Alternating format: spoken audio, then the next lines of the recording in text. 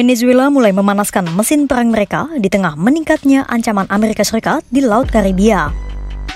Caracas berusaha memamerkan koleksi senjata dan kesiapan tempur mereka melalui berbagai latihan perang dan retorika gertakan. Di atas kertas, persenjataan warisan Uni Soviet milik Venezuela memang terlihat garang.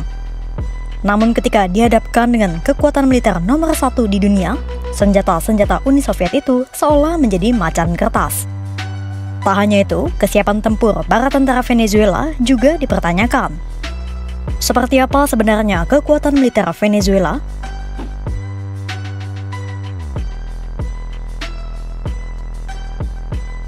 Venezuela membangun citra militernya seolah sebagai benteng kokoh yang siap menghadapi kekuatan manapun, termasuk Amerika Serikat.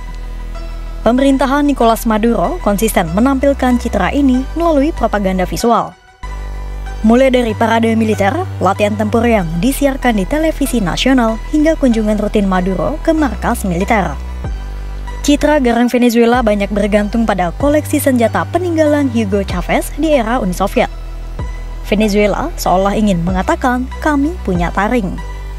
Dan memang, jika dibandingkan dengan sebagian besar negara tetangganya di Amerika Latin, tentara Venezuela, FANB, memang lebih unggul.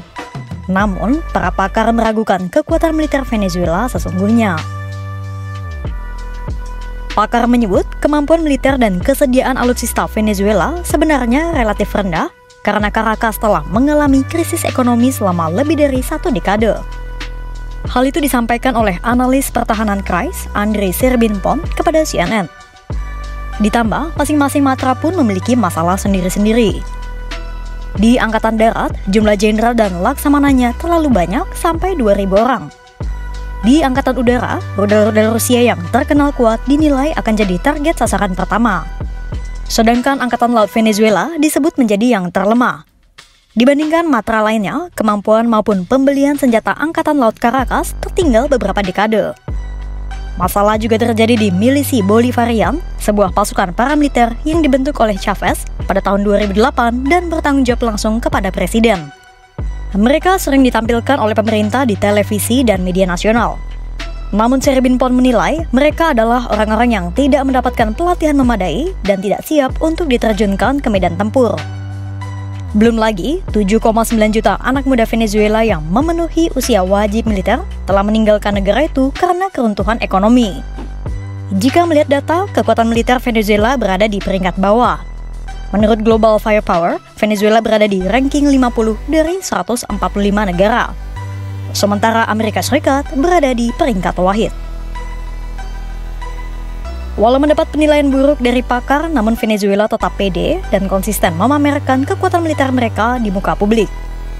Terbaru pada Selasa 11 November 2025, Venezuela mengumumkan akan mengadakan latihan militer besar-besaran yang melibatkan sekitar 20.000 pasukan. Aset darat, udara, dan laut akan turut dikerahkan. Pertanyaannya, apa tujuannya?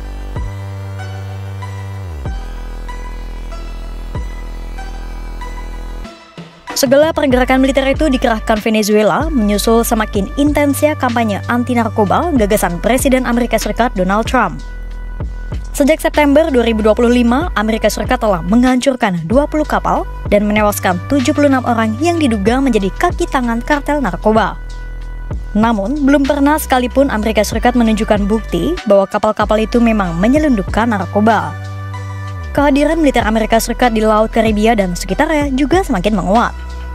Mulai dari menghidupkan kembali pangkalan militer Roosevelt Force di Puerto Rico sampai menempatkan alutsistanya di sekitar Venezuela. Yang terbaru pada Selasa 11 November 2025, kapal induk terbesar di dunia milik Amerika Serikat, USS Gerald Ford, baru memasuki wilayah Komando Selatan mencakup Karibia dan Amerika Latin.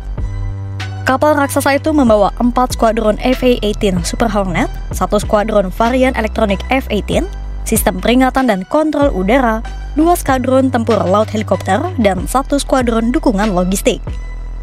Janggal rasanya jika semua persenjataan canggih itu dikerahkan hanya untuk memberantas narkoba. Itulah mengapa banyak pengamat menilai tekanan militer itu sebenarnya bentuk dari pesan politik Trump untuk memaksa Nicolas Maduro turun dari jabatannya sebagai presiden.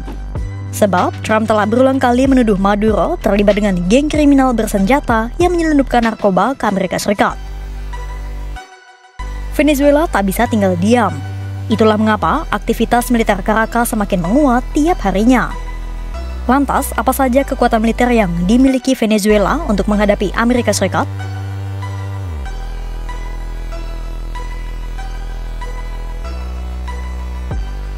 Melansir dari CNN, sejak era Hugo Chavez, Venezuela telah jor-joran belanja alutsista Uni Soviet. Dan berikut koleksi senjata Uni Soviet milik Venezuela serta kekuatan tempur masing-masing matra. Venezuela memiliki 63.000 personel angkatan darat. Di angkatan darat ada 92 tank T-72B1 yang sampai saat ini masih dipakai juga oleh Rusia untuk memerangi Ukraina. Lalu ada 123 BMP-3 kendaraan tempur infanteri berbasis Uni Soviet akhir tahun 1980-an. Ketiga ada 81 tank AMX-30 yang sebelumnya diperoleh dari Prancis. Keempat, peluncur roket SMERS dan sistem artileri howitzer gerak mandiri. Selanjutnya, Angkatan Udara Venezuela yang terdiri atas 11.500 pasukan.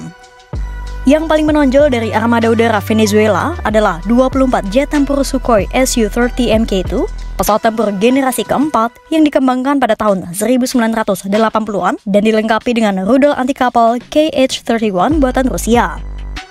Ada pula jet tempur F-16 lama buatan Amerika Serikat yang sudah sangat tua.